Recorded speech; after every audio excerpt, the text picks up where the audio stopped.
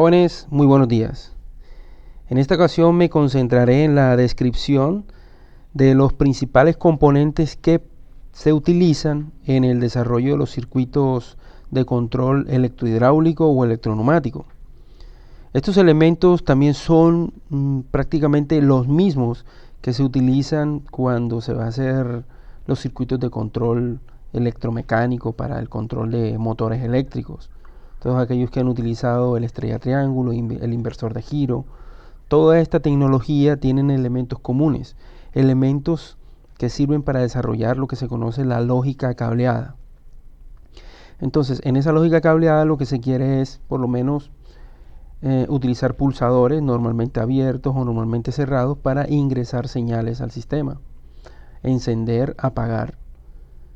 Se puede utilizar interruptores para seleccionar algún modo manual o automático. Se pueden activar o desactivar relevos que se autorretienen.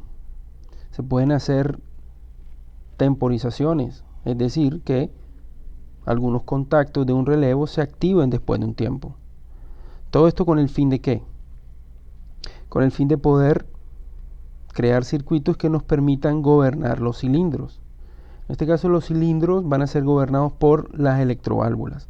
Aquí podemos ver unas electroválvulas hidráulicas con doble bobina, pueden ser unas 4.3, unas 4.2, esta es una 5.2 neumática y una 5.2 monoestable neumática, y lo que se quiere es gobernar esta bobina. Si activo Y1, el cilindro sale, si activo Y2, el cilindro regresa.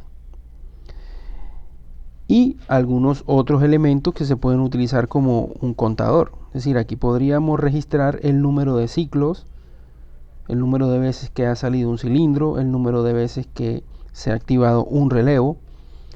Y en general estos son los elementos que se utilizan para poder comenzar a conocer el mundo de la automatización desde el punto de vista de la lógica cableada, del ladder, como se conoce.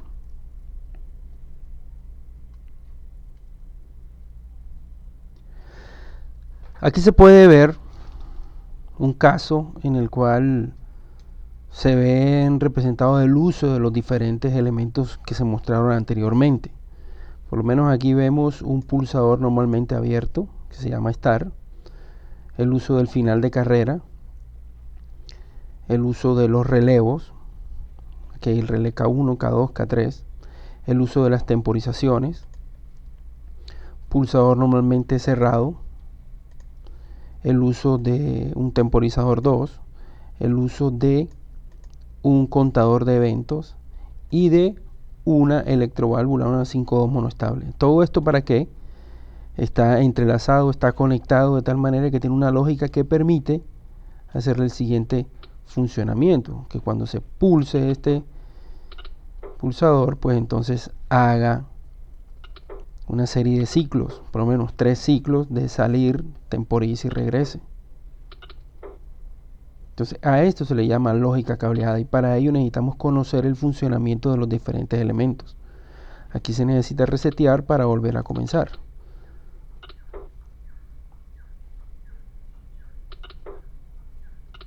Antes de comenzar a conocer cómo se podría hacer un circuito como esto, se va a pasar a describir cada uno de estos componentes.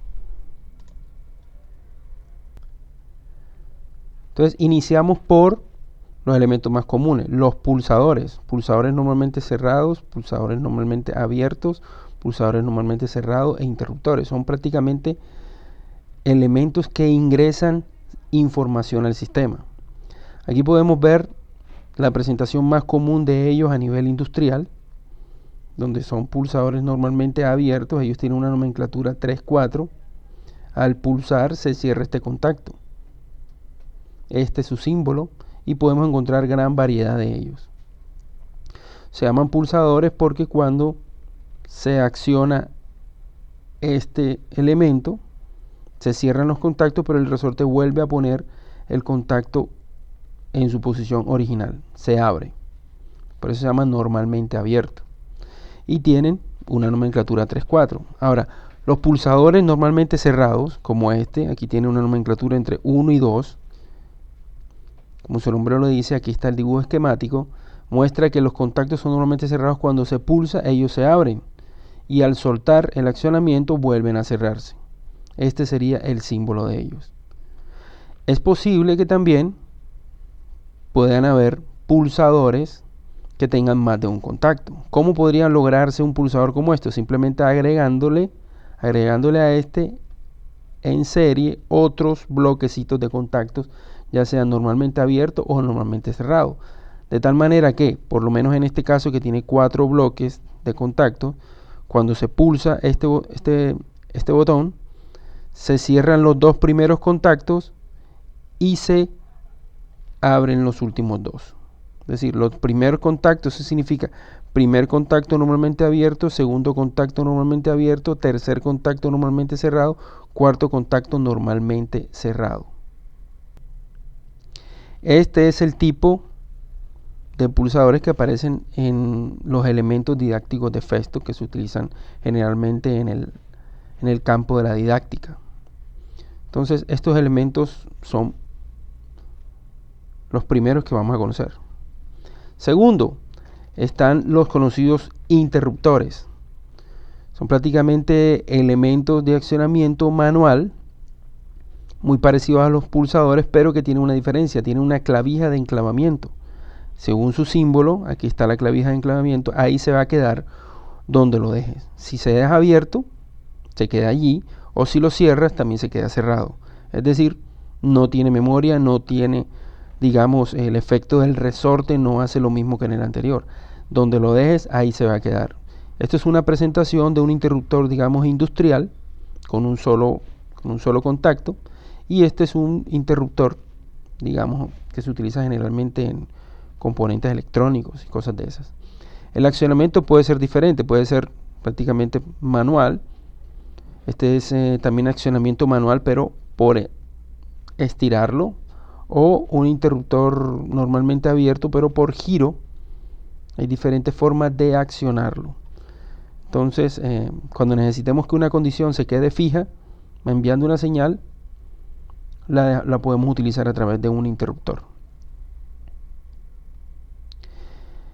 Aquí podemos observar cuál es la forma que tienen los interruptores o los pulsadores dentro de la caja de Festo que se utilizan en el módulo de prácticas.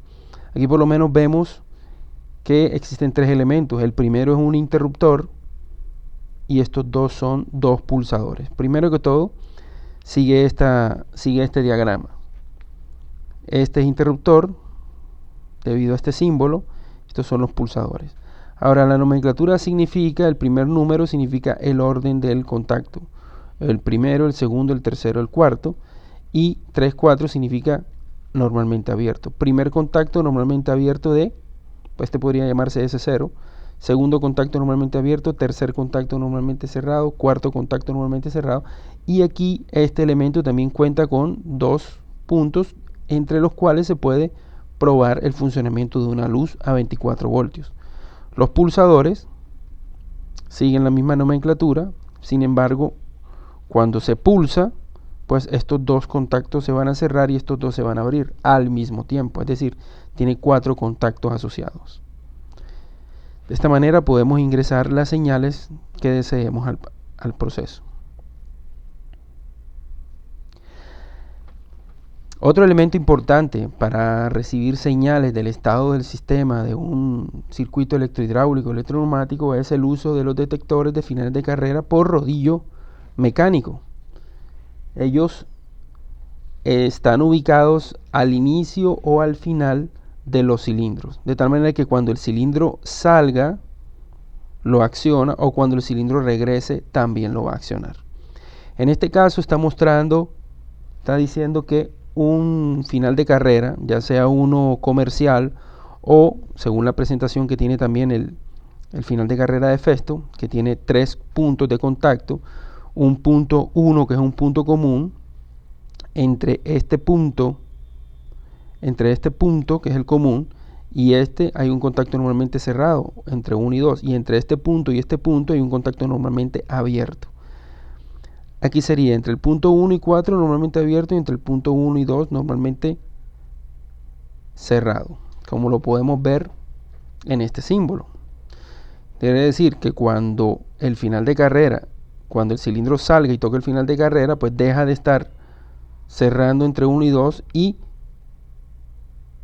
abre 1 y 2 y cierra entre 1 y 4. Es decir, que el contacto se puede utilizar o como normalmente cerrado entre 1 y 2 o como normalmente abierto usándolo entre 1 y 4. Este es el comportamiento que tiene un final de carrera cuando no está accionado. Digamos los finales de carrera que están al final del cilindro, cuando ellos no están accionados. Entonces ahí se ve que claramente hay una continuidad entre 1 y 2. Él es normalmente cerrado. Y entre 1 y 4 es normalmente abierto. Si un cilindro llegase y lo tocara, pues entonces cuando lo toque va a cerrar entre 1 y 4. Y aquí muestra el comportamiento del mismo final de carrera, pero cuando el cilindro acciona el final de carrera. Entonces en este momento hay una comunicación entre 1 y 4 y se abre entre 1 y 2. Es decir, aquí podríamos decir que él es normalmente abierto entre 1 y 4, pero se cierra porque está pulsado.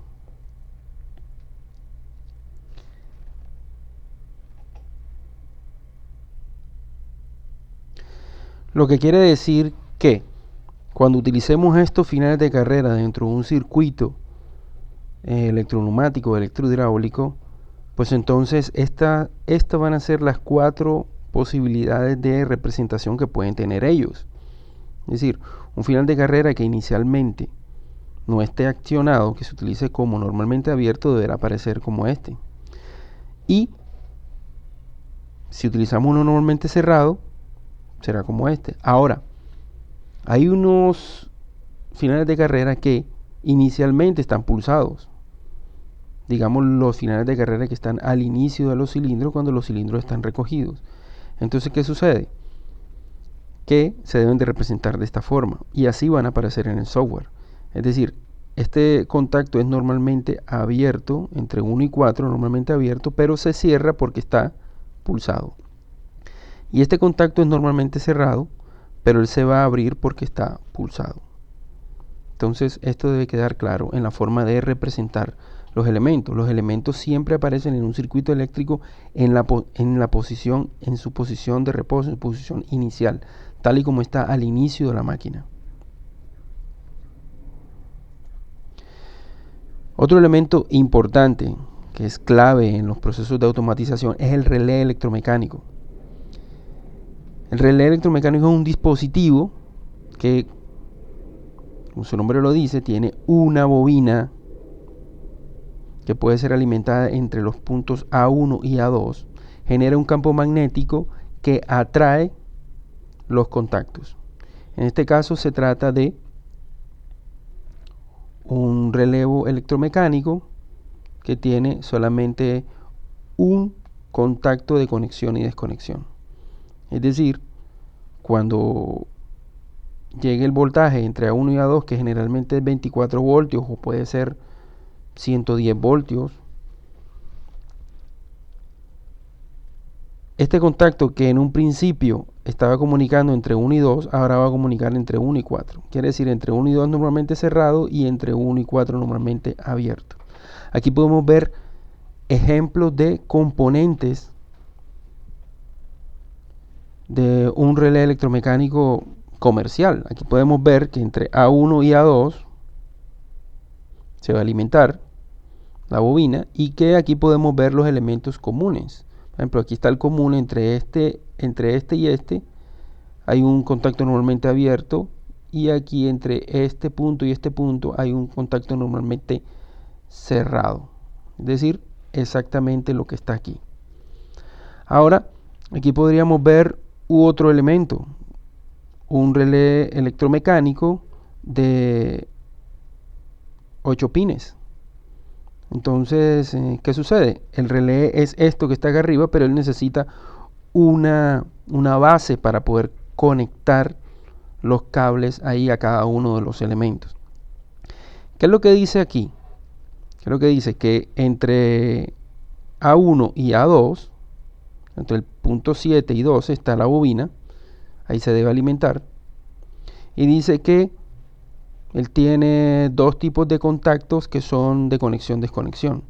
Entre el punto 1 y 4 hay un contacto normalmente cerrado, y entre el punto 1 y 3 es normalmente abierto. Este aquí. Entre 1 y 4 normalmente cerrado, y entre 1 y 3 normalmente abierto.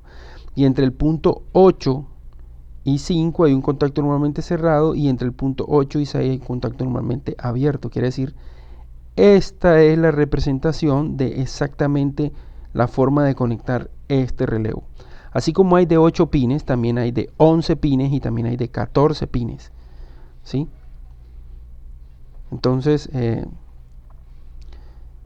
digamos, se escogen dependiendo de las necesidades que se tengan. Igual este por lo menos tiene dos contactos independientes de conexión-desconexión. El de 11 pines tendrá 3 contactos independientes de conexión-desconexión, y el de 14 pines tendrá 4 contactos independientes de conexión-desconexión. Lo importante del relevo es que es un elemento que se puede autorretener, ¿sí? Y que sirve para hacer automatizaciones en caso de que no se requiera, digamos, una alta velocidad de conexión y desconexión.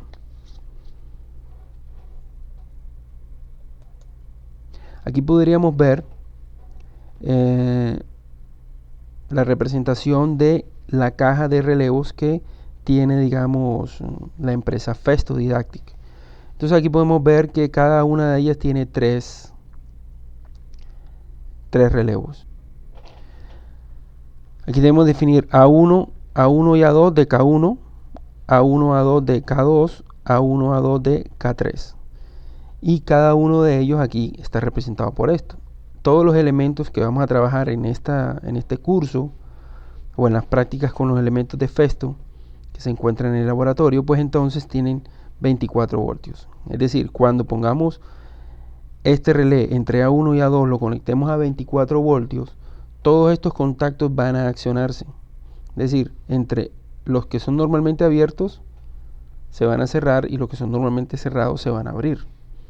¿Qué significa esta nomenclatura? Exactamente lo mismo que para los pulsadores. Primer contacto normalmente cerrado, primer contacto normalmente abierto. ¿De quién? De K1. Recuerde que es muy importante siempre hablar del nombre y del apellido del elemento. El 11 de K1. Porque aquí no vamos a topar con unos elementos que son de conexión. Vamos a conectar del 21 de K1 al 34 de K2. Del 42 de K2 al 12 de K3. Entonces hay que hablar en esos términos, porque miren que existen tres números 11, pero cada uno pertenece a un relevo. Entonces aquí contamos con 3 elementos, importante identificarlos cada uno de ellos y no confundir los puntos que corresponden a un relevo con los que corresponden al otro. Aquí vemos unas versiones de temporizadores, versiones industriales. Aquí por lo menos, ¿qué sucede? Estos son relevos con un retardo a la conexión. ¿Sí? Quiere decir que un tiempo después de que le llega la señal, ellos se van a activar. Aquí por lo menos vemos lo siguiente. Ellos tienen el punto 1, 2, 3 y 4. Y el diagrama dice que un tiempo después de que le llegue la señal de 24 voltios entre 1 y 2, un tiempo después se va a cerrar un contacto que es normalmente abierto entre el punto 3 y 4. Así se puede temporizar una acción. Aquí también podemos ver lo siguiente. Aquí podemos ver lo siguiente, que entre el punto A1 y A2, se alimenta el voltaje al voltaje requerido, puede ser 24 voltios o dependiendo del elemento, y habiendo previamente regulado la cantidad de tiempo, la cantidad de segundos, entonces estos contactos se van a activar. Aquí por lo menos dice que entre 15 y 16 hay un contacto normalmente, 15-18 hay un contacto normalmente abierto, y entre 15 y 16 hay un contacto normalmente cerrado. Entonces entre 15 y 16 contacto normalmente cerrado, y entre 15 y 18 hay un contacto normalmente abierto. Lo mismo que entre 25 y 26 cerrado, 25 y 28 abierto. Cuando pasa el tiempo después de la alimentación, estos contactos van a cambiar. Y aquí podemos ver y observar el modelo que tenemos de temporizadores en el banco de Festo. Entonces aquí podemos contar con un temporizador a la conexión, es un on delay. Resulta que él funciona de la siguiente manera. Cuando llega el voltaje entre A1 y A2, entre este punto A1 y A2, después de un tiempo, pongamos 5 segundos, estos contactos, todos estos contactos van a cambiar. Estos dos primeros contactos se cierran y estos dos se abren. Es decir, cada relevo, cada temporizador maneja un relevo de 4 contactos. 4 contactos que son independientes. Esta es la conexión. Esta sería la desconexión. ¿Qué sucede? Cuando le llega 24 voltios a estos dos puntos, A1 y A2, inmediatamente se van a accionar estos contactos. Pero cuando desaparezca la señal de alimentación de la bobina A1 y A2, en ese momento es cuando va a comenzar la temporización. Si son 5 segundos, serán 5 segundos después de que se le quitó la alimentación a la bobina entre A1 y A2, que estos contactos van a volver a estar en su posición de reposo, así como están en este momento. Entonces están esos dos tipos de temporizadores. Aquí podemos ver cómo funcionan los temporizadores. Aquí podemos ver su principio de funcionamiento. Aquí dice, un tiempo después de que llega la señal al temporizador, van a cambiar los contactos. Esto funciona de la siguiente manera. Llega la señal S, después de un tiempo se activa la salida. Aquí lo podemos ver. Se cierra y solamente hasta cuando se cargue el condensador se va a activar K1. Y esta resistencia es la que prácticamente regula la cantidad de corriente que le está llegando al condensador. Entonces después de un tiempo es que se va a activar. Y aquí muestra el funcionamiento.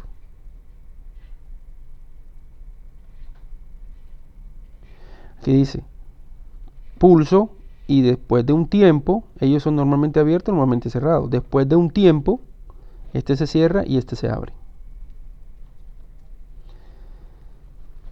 Los temporizadores a la desconexión trabajan en forma contraria. Inmediatamente llega la señal S de alimentación de la bobina, se activa inmediatamente la salida. Pero cuando desaparece la señal S, desaparece la alimentación, comienza la temporización para que se apague la salida. Eso se puede ver en este funcionamiento. Inmediatamente pulso, se activa K1. Mientras se lo mantenga. Y solamente cuando lo quite, este condensador le va a mantener el voltaje al relé. Cuando se descargue el condensador, después de que se desactivó, ahí se va a desconectar el relevo. Es decir, aquí está. Cuando pulso, inmediatamente se activan. Cuando lo abro, después de un tiempo, ellos van a volver a estar en su posición normal. Es decir, este va a estar normalmente abierto y este va a estar normalmente cerrado. Aquí podemos ver cómo con el software podemos simular el comportamiento de los pulsadores, por lo menos. Aquí podemos ver que el pulsador yo lo puedo utilizar para accionar una carga, pero cuando lo suelto, él vuelve a su posición normal. Este es pulsador normalmente abierto y estos son pulsadores normalmente cerrados.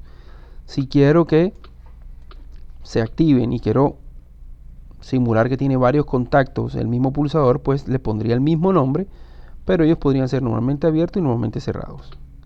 En cambio, con el interruptor sucede diferente. Yo lo pulso, lo acciono y él se va a quedar en esa posición. ¿Sí? Ahí va a estar. Esa es la diferencia entre pulsador e interruptor. Aquí puede verse, digamos, el funcionamiento de un temporizador a la conexión con el software FluidSim. Simplemente hay que arrastrar estos elementos y configurarlos de esta manera. Ahora, de la siguiente forma. Al pulsar aquí, al dejar pulsado, después de 5 segundos, se va a cerrar este contacto. Por eso se llama un temporizador a la conexión. Cuando quite esta señal, también se va a apagar eso. Es decir, pulso, después de un tiempo, se activa la carga.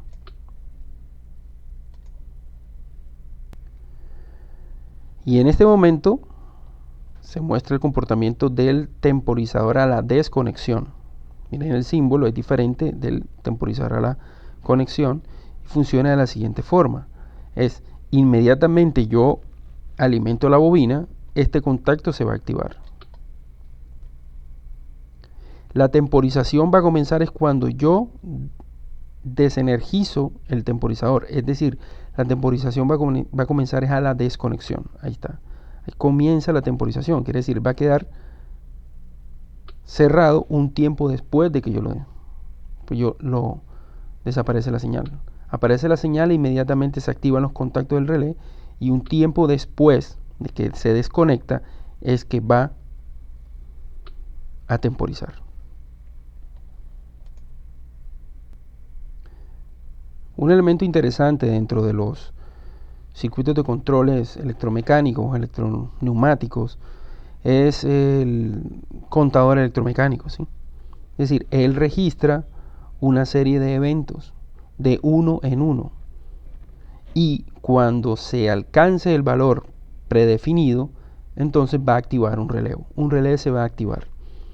Después de que se active puede haber una señal de reseteo para volver otra vez a restablecer, digamos, el sistema a sus valores iniciales. Con esto podemos nosotros verificar, digamos, que un ciclo se repita un número de veces, que una luz se encienda un número de veces determinado. Es decir, vamos a contar eventos, situaciones, una cantidad de botellas que estén pasando, ¿sí? Necesitan pasar 30 botellas, tienen que contar cada una de las botellas, ¿sí? Así de esa manera. El cilindro debe salir 5 veces, se va a hacer con un contador. Estos son contadores, digamos, versiones industriales que van detectando una señal, ¿sí? Un pulso, una señal que se presente, digamos, en cualquier momento, y ellos tienen su relevo que lo van a activar. Y aquí, en la parte de didáctica, en Festo, aparece este elemento. Este elemento es el contador electromecánico.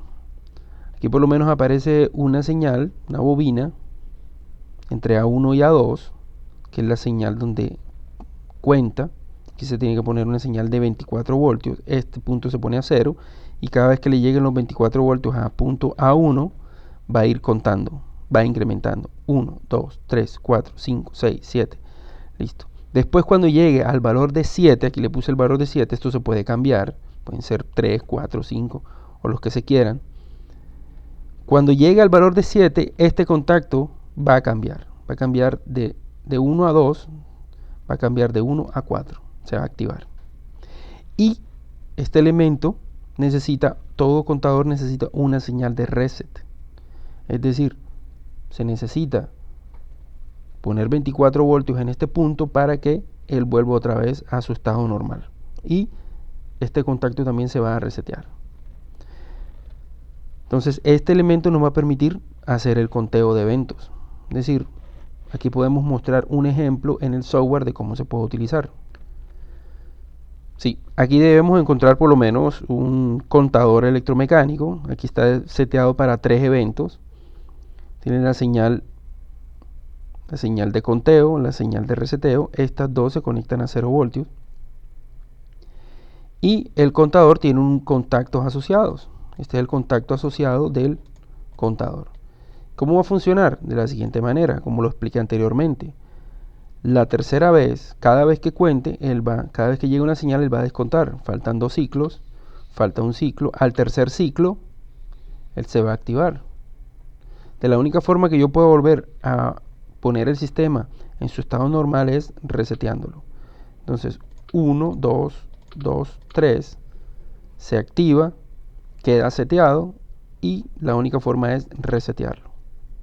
De esa manera podemos utilizar el contador electromecánico con el software FluidSync.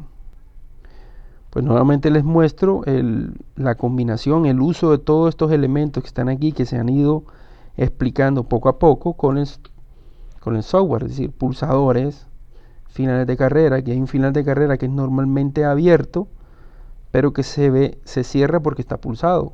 Este es el contacto del contador. Este es un pulsador normalmente cerrado. Este es un contacto normalmente cerrado del relé K3. Este es un contacto del temporizador 2. Contacto normalmente abierto de K1, que se sirve para autorretención. El final de carrera A1, que se usa aquí como normalmente abierto. Un pulsador normalmente abierto, que es el de reset. Y una bobina de una electroválvula, que es esta. Y todo combinado forma un circuito electroneumático que va a permitir el conteo de 3 ciclos de funcionamiento de este cilindro.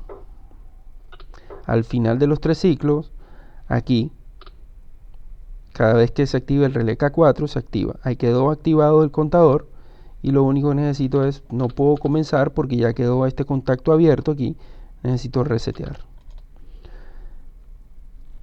Entonces, bueno, en este sentido, amigos, espero que esta información les sirva para que comiencen ustedes el conocimiento de los circuitos electrohidráulicos o electroneumáticos, y voy a proseguir entonces con la explicación de las principales electroválvulas utilizadas en los sistemas electrohidráulicos y electroneumáticos.